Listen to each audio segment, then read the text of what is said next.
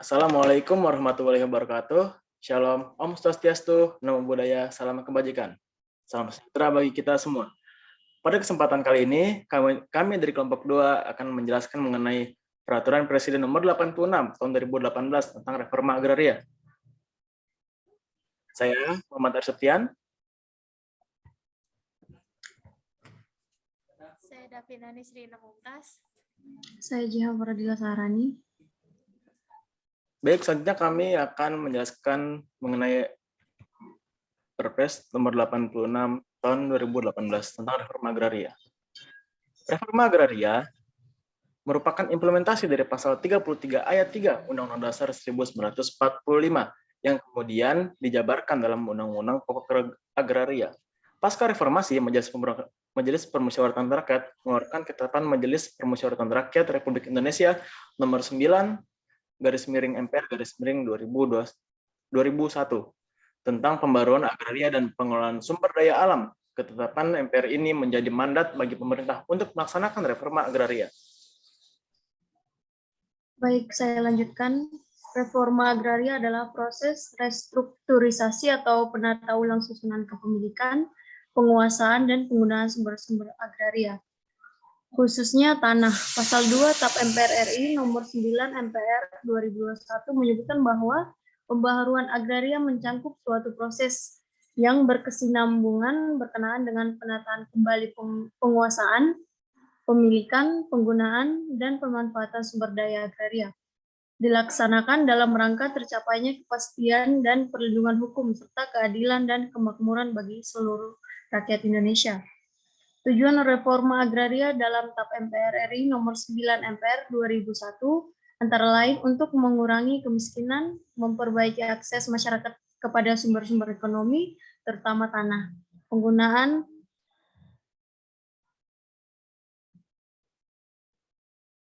menata ulang ketimpangan penguasaan, pemilikan, penggunaan, pemanfaatan tanah, dan sumber-sumber agraria, dan mengurangi sengketa dan konflik pertanahan dan keagrarian.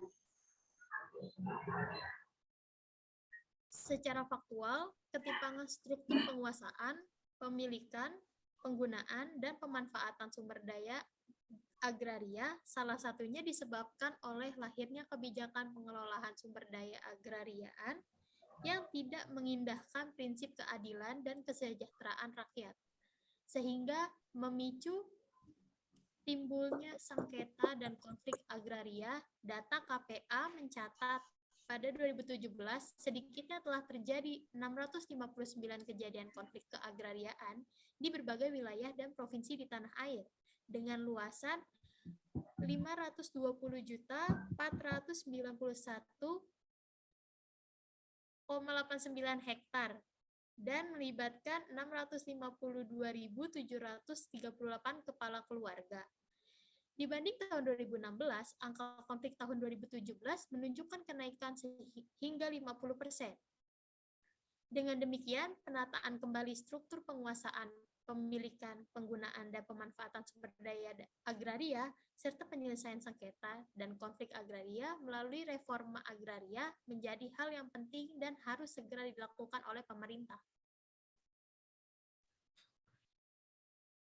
Untuk melaksanakan reforma agraria secara menyeluruh, pemerintah tidak cukup hanya dengan melakukan redistribusi dan legalisasi aset pertanahan, namun pemerintah juga perlu segera melakukan penyelesaian konflik dan sengketa pertanahan. Di sisi lain, untuk dapat menyelesaikan sengketa pertanahan diperlukan data administrasi pertanahan lengkap, pembenahan kelembagaan, serta regulasi yang memadai. Saat ini pemerintah melalui Kementerian Agraria dan Tata Ruang telah melakukan berbagai pembenahan administrasi pertahanan, antara lain dengan membuat database pertahanan sehingga masyarakat dapat dengan mudah mengakses data tersebut. Pada sisi kelembagaan, masalah agraria yang sebelumnya ditangani oleh sebuah badan pertanahan nasional sekarang ditingkatkan menjadi kementerian. Keberadaan kementerian yang bidang tugasnya meliputi bidang agrarian menjadi penguatan bagi pemerintah dalam membenahi berbagai permasalahan agraria, khususnya pertanahan. Pada tataran regulasi, carut-marut peraturan perundang-undangan bidang agraria karena pemberlakuan regulasi yang mengedepankan ego sektoral dan kepentingan pemilik modal berdampak pada maraknya sengketa tanah. Hasil kajian Maria Sumarjono DKK mencatat sedikitnya 12 undang-undang sektoral di bidang agraria tumpang tindih dan inkonsistensi yang berdampak secara normatif maupun empiris. Mengacu pada amanat penetapan TAP MPR nomor 9 MPR 2001, pemerintah memiliki kewajiban untuk membenahi regulasi bidang agraria agar tetap sejalan dengan jiwa dan semangat UPA. Setelah hampir 2 dasawarsa pasca penetapan TAP MPR nomor 9 tahun 2001, DPR RI akhirnya merespon amanat MPR untuk mengkaji kembali dan melakukan sinkronisasi undang-undang bidang agraria dengan menyusun RUU Pertanahan yang di dalamnya mengatur pula tentang reforma agraria. Dalam RUU Pertanahan, reforma agraria digunakan sebagai instrumen untuk mewujudkan keadilan agraria melalui restrukturisasi penguasaan, pemilikan, penggunaan, dan pemanfaatan tanah, serta penyelesaian sengketa dan konflik agraria. Pemerintah juga merespon amanat TAP MPR tersebut dengan membentuk Perpres Reforma Agraria. Reformasi agraria di Indonesia menekankan pada konsep redistribusi tanah dengan membagikan tanah yang dikuasai negara, tanah kelebihan luas maksimum, tanah absente, dan tanah negara lainnya yang telah ditetapkan menjadi tanah objek reforma agraria kepada petani, penggarap, dan petani lahan sempit. Namun secara garis besar terdapat 3 hal utama dalam reforma agraria, yaitu penataan aset, penataan akses, dan penyelesaian sengketa tanah. Perpres Reforma Agraria mendefinisikan reforma agraria sebagai penataan kembali struktur penguasaan, pemilikan, penggunaan, dan pemanfaatan tanah yang lebih berkeadilan melalui penataan aset dan penataan akses untuk kemakmuran rakyat. Penataan aset dilakukan melalui retribusi tanah, pertanian, dan non-pertanian, sedangkan legalisasi aset dilakukan melalui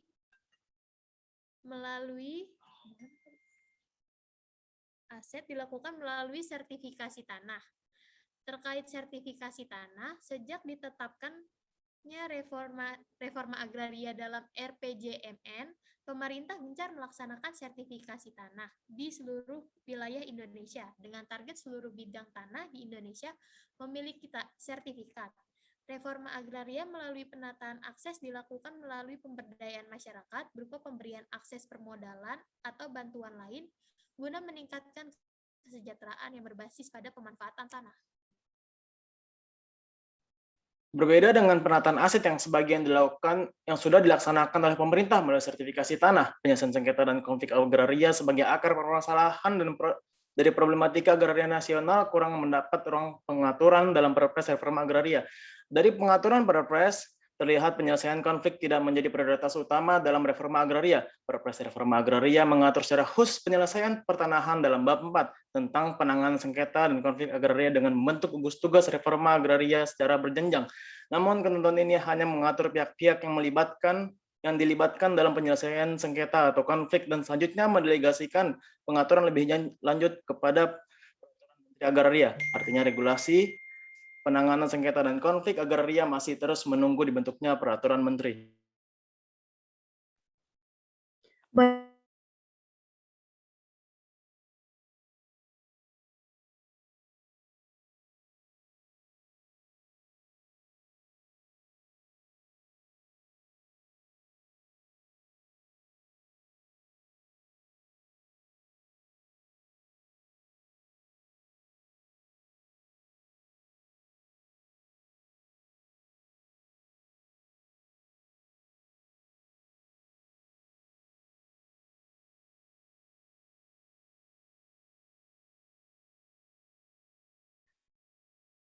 Perpres nomor 86 tahun 2018 disebutkan bahwa penyelenggaraan reforma agraria dilakukan oleh pemerintah pusat dan pemerintah daerah terhadap tanah objek reformasi agraria atau TORA melalui tahapan A. Perencanaan reformasi agraria. B. Pelaksanaan reforma agraria, perencanaan terhadap penguasaan dan pemilikan tora.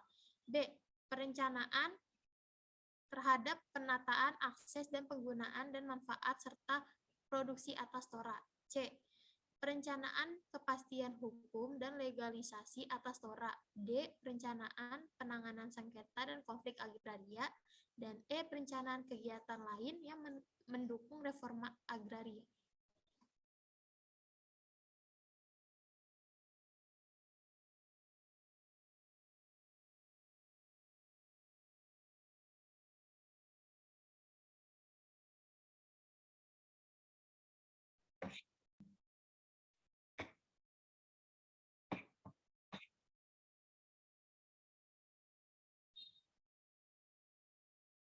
Perencanaan reforma agraria sebagaimana dimaksud menjadi acuan dalam penyusunan A. Rencana kerja dan anggaran kementerian atau lembaga, dan B. Rencana pembangunan daerah.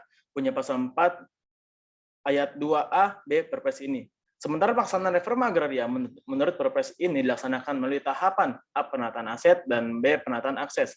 Penataan aset sebagaimana dimaksud terdiri atas A. Redistribusi tanah atau B. Legalisasi aset.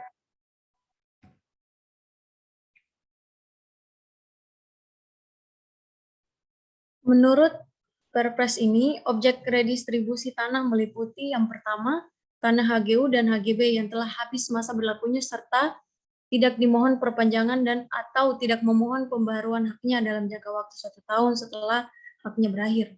Yang kedua, tanah yang diperoleh dari kewajiban pemegang HGU untuk menyerahkan paling sedikit 20% dari bidang HGU yang berubah menjadi HGB karena perubahan peruntukan rencana tata ruang. Yang ketiga, tanah yang diperoleh dari kewajiban menyediakan paling sedikit 20% dari luas tanah negara yang diberikan kepada pemegang HGU dalam proses pemberian, perpanjangan, dan pembaruan haknya.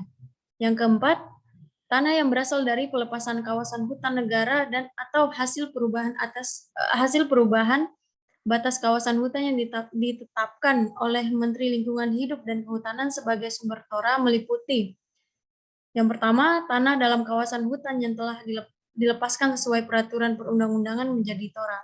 Yang kedua, tanah dalam kawasan hutan yang telah dikuasai oleh masyarakat dan telah diselesaikan penguasaannya sesuai dengan ketentuan peraturan perundang-undangan. Kelima, tanah negara bekas tanah terlantar yang didaya gunakan untuk kepentingan masyarakat dan negara melalui reforma agraria. Yang keenam, tanah hasil penyelesaian sengketa dan konflik agraria. Yang ketujuh, tanah bekas tambang yang berada di luar kawasan hutan. Yang kedelapan, tanah timbul. 9, tanah yang memenuhi persyaratan penguatan hak rakyat atas tanah meliputi yang pertama, tanah yang dihibahkan dalam bentuk tanggung jawab sosial dan lingkungan. Kedua, tanah hasil konsolidasi yang subjeknya memenuhi kriteria reforma agraria. 3, sisa tanah sumbangan tanah untuk pembangunan dan tanah pengganti biaya pelaksanaan konsolidasi tanah yang telah disepakati untuk diberikan kepada pemerintah sebagai tora. Yang keempat, tanah negara yang dikuasai masyarakat. 10, tanah bekas hak erpak, tanah bekas partikelir, dan tanah bekas egendom yang luasnya lebih dari 10 bou, yang masih tersedia dan memenuhi ketentuan peraturan perundang-undangan sebagai objek redistribusi, dan tanah kelebihan maksimum, tanah absente, dan tanah swapraja atau bekas swapraja yang masih tersedia dan memenuhi ketentuan peraturan perundang-undangan sebagai objek redistribusi tanah. Objek redistribusi tanah yang telah ditetapkan sebagaimana dimaksud meliputi A. Redistribusi tanah untuk pertanian, dan B. Redistribusi tanah untuk non-pertanian. Bunyi pasal 8 Perpres ini. Disebutkan dalam Perpres ini redistribusi tanah untuk pertanian sebagaimana dimaksud redistribusi kepada subjek reforma agraria dengan luasan paling besar 5 hektar sesuai dengan ketersediaan tora dan pemberian sertifikat hak milik atau hak kepemilikan bersama. Subjek reforma agraria yakni terdiri atas A. Orang perseorangan, B. Kelompok masyarakat dengan hak kepemilikan bersama, atau C. Badan hukum. Untuk orang perseorangan, harus memenuhi kriteria sebagai berikut. A. Warga negara Indonesia, B. Berusia paling rendah 18 tahun atau sudah menikah, dan C. Bertempat tinggal di wilayah objek redistribusi tanah atau bersedia tinggal di wilayah redistribusi tanah. Sedangkan pekerjaan orang perorangan tersebut diantaranya adalah A. Petani gurem yang memiliki luas tanah 0,25 hektar atau lebih kecil dan atau petani yang menyewa tanah yang luasnya tidak lebih dari 2 hektar. B. Petani penggarap yang mengerjakan atau mengusahakan sendiri tanah yang bukan miliknya. C. Buruh tanah yang mengerjakan atau mengusahakan tanah orang lain yang dengan mendapat upah. Yang D. Guru honorer yang belum berstatus sebagai PNS. Yang E. Pekerja harian lepas, pegawai yang selanjutnya pegawai swasta dengan pendapatan di bawah penghasilan tidak kena pajak. Selanjutnya pegawai negeri sipil paling tinggi golongan 3A yang tidak memiliki tanah. Dan yang terakhir yaitu ada anggota TNI Polri berpangkat tinggi, Letnan 2, paling tinggi Letnan 2 atau Inspektur 2 atau yang setingkat. Selesai, selanjutnya kita akan masuki sesi tanya jawab. Nah, silakan. Baik, silakan tanya jawab.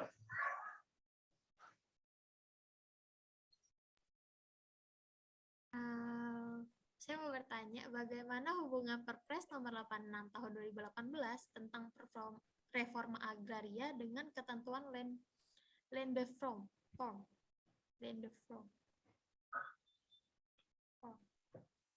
Baik, hubungan Perpres nomor 86 tahun 2018 tentang reforma agraria dengan ketentuan land reform. Baik, saya jelaskan terlebih dahulu. Reforma agraria adalah penataan kembali struktur penguasaan, pemilikan, penggunaan, dan pemanfaatan tanah yang lebih berkeadilan melalui penataan aset dan disertai dengan penataan akses untuk kemakmuran rakyat Indonesia. Berdasarkan pasal 2, reforma agraria bertujuan untuk mengurangi ketimpangan penguasaan dan pemilikan tanah dalam rangka menciptakan keadilan, menangani sengketa dan konflik agraria, dan sebagainya. Dan reform adalah suatu program tindakan yang saling berhubungan yang bertujuan untuk menghilangkan penghalang-penghalang di bidang ekonomi, sosial yang timbul dari kekurangan-kekurangan yang terdapat dalam struktur pertanahan. Dan reform menjadi strategi untuk mengawasi ketimpangan yang terjadi karena perbedaan penguasaan tanah. Praktik land reform ditunjukkan untuk pemerataan pendapatan dan menyusun suatu dasar bagi produktivitas yang tinggi. Reforma agraria di Indonesia menekankan pada konsep redistribusi tanah dengan membagikan tanah yang dikuasai negara, tanah kelebihan luas maksimum, tanah absente, dan tanah negara lainnya yang telah ditetapkan menjadi tanah objek reforma agraria kepada petani penggarap dan petani lahan sempit. Namun secara garis besar terdapat 3 hal utama dalam reforma agraria, yaitu penataan aset, penataan akses, dan penyelesaian sengketa. Hal ini sejalan dengan strategi nasional reforma agraria pada tahun 2015 dan 2019 yang antara lain meliputi penguatan kerangka regulasi dan penyelesaian konflik agraria, penataan penguasaan dan pemilikan tanah. Substansi Perpres reforma agraria lebih menekankan pada aspek penataan aset dan akses dengan melakukan redistribusi tanah, legalisasi tanah, dan pemberdayaan masyarakat dibandingkan aspek penanganan sengketa dan konflik agraria sebagai sumber ketimpangan kepemilikan. Jadi, dalam hal ini saya kira dapat dilihat bahwa terdapat hubungan di antara keduanya. Dua hal tersebut berinduk pada Undang-Undang Pokok Agraria. Dalam menjalankan Perpres tersebut tentu juga harus memperhatikan UUPA. Begitu pula mengenai land reform yang harus memperhatikan Undang-Undang Pokok Agraria. Sekian, terima kasih.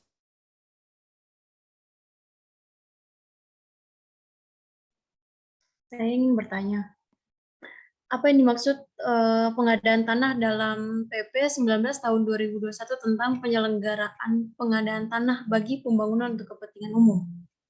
Apa tujuan pengadaan tanah dalam PP tersebut? Terima kasih. Baik. Reformasi agraria di Indonesia menekankan pada konsep redistribusi tanah dengan membagikan tanah yang dikuasai negara, tanah kelebihan luas maksimum, tanah absente, dan tanah negara lainnya yang telah ditetapkan menjadi tanah objek reforma agraria kepada petani penggarap dan petani lahan sempit. Namun secara garis besar, 3 hal utama dalam reforma agraria yaitu penataan akses, dan penyelesaian sengketa tanah. Hal ini sejalan dengan strategi nasional pelaksanaan reforma agraria tahun 2015 sampai 2019 yang antara lain meliputi penguatan kerangka regulasi dan penyelesaian konflik agraria, penetapan penguasaan dan pemilikan tanah, substansi Perpres reformasi agraria lebih menekankan pada aspek penataan aset dan akses pertanahan yang melakukan redistribusi tanah, legislasi tanah, dan pemberdayaan masyarakat yang dibandingkan aspek penanganan aspek sengketa dan konflik agraria sebagaimana sumber ketimpangan kepemilikan tanah. Pengadaan tanah adalah kegiatan menyediakan tanah dengan cara memberi ganti kerugian yang layak dan adil. Tahapan proses pengadaan tanah ialah perencanaan, persiapan, penyerahan hasil, serta pelaksanaan. Dalam tahapan perencanaan merupakan kewenangan instansi yang membutuhkan pengadaan tanah. Untuk persiapan merupakan wewenang kepala daerah. Untuk pelaksanaan merupakan tugas pokok Kementerian ATR atau BPN. Selain mengganti kerugian fisik, PP nomor 19 tahun 2001 juga menilai ganti rugi non-fisik, yaitu kehilangan pekerjaan, bisnis atau alih profesi, kerugian emosional, dan kerugian karena sisa tanah dan fisik lainnya. Lalu dikenal juga dengan beban masa tunggu. Dalam hal ini, terdapat jarak masa tunggu antara perlok dengan syarat pembayaran ganti rugi. Jadi, reformasi agraria di Indonesia menekankan pada konsep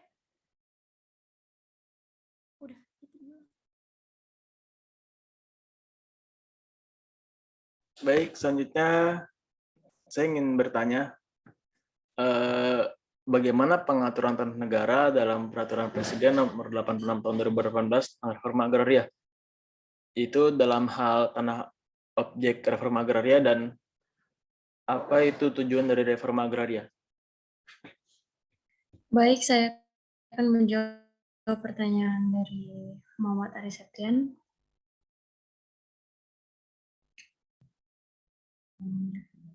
Perpres 86 tahun 2018 tentang reforma agraria ialah komitmen pemerintah untuk melakukan penataan aset dan akses agraria yang telah diamanatkan dalam TAP MPR nomor 9 MPR 2021 dan Undang-Undang Pokok Agraria.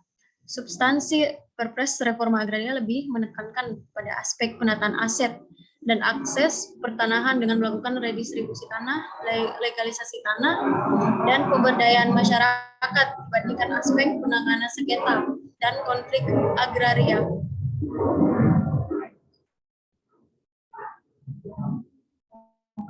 Maaf, saya ulangi.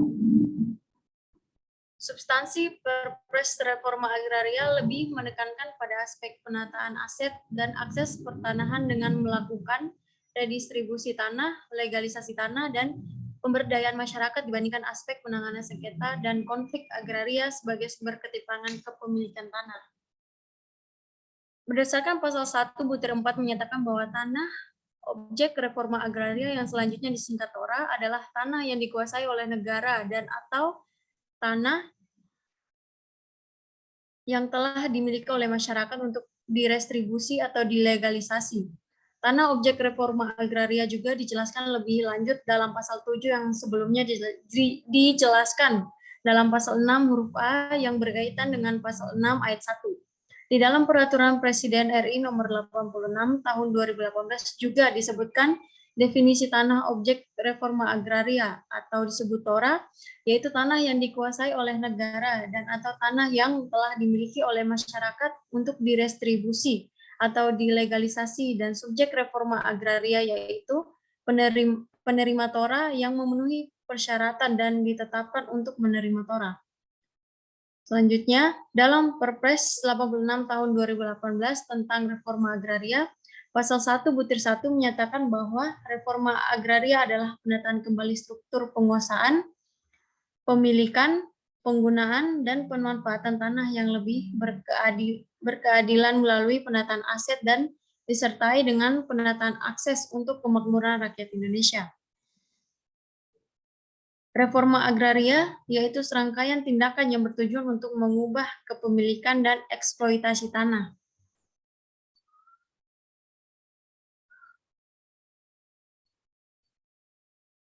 Dengan cara ini, ia berusaha untuk mengubah cara di mana kepemilikan pertanian didistribusikan.